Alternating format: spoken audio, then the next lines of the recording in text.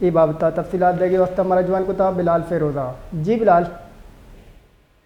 جی بالکل، گزشتہ روز جو ہے بلوچستان ہائی کورٹ میں وزیر اعلیٰ بلوچستان میر سرفراز بگٹی کے خلاف جو ہے توہین عدالت کی ایک درخواست دائر کی گئی تھی، جس میں جو ہے ایڈوکیٹ عبدالصادق خلجی نے موقف اختیار کیا ہے کہ بلوچستان ہائی کورٹ کے چیف جسٹس نعیم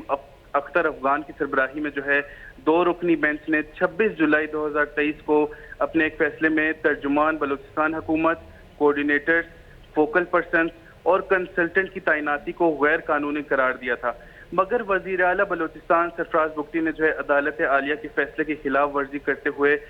شاہد رند کو ترجمان بلوچستان حکومت مقرر کیا ہے، جو کہ عدالت کے فیصلے کی کھلم خلاف ورزی ہے اور توہین عدالت ہے.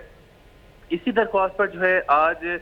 جسٹس محمد اعجاز سواتی اور جسٹس محمد عامر رانا پر مشتمل بینچ نے اس کیس کی سماعت کی، جس میں جو ہے ایڈوکیٹ عبدالصادق خلجی نے کہا کہ شاہد رند جو ہے بطور ترجمان حکومت بلوچستان غیر آئینی طور پر جو ہے تعینات ہیں، لہٰذا جس پر جو ہے عدالت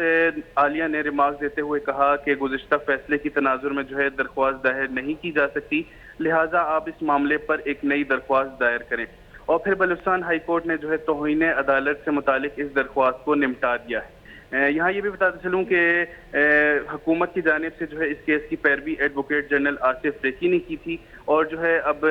ذرائع کے سے معلوم ہوا ہے کہ ایڈوکیٹ عبدالصادق خلجی جو ہے ایک نئی درخواست دائر کریں گے، جس میں جو ہے دوبارہ سے اس معاملے کو اٹھایا جائے گا. جی بلال، ہم دیکھتے ہیں کہ شاہد رند صاحب 3-4 مہینے سے اس عہدے پر فائز ہیں، اس وقت یہ ایکشن کیوں نہیں لیا گیا، اب کیوں لیا جا رہا ہے؟ جی بالکل، اس طرح ہے کہ اس طرح کی کیسز جو ہے جو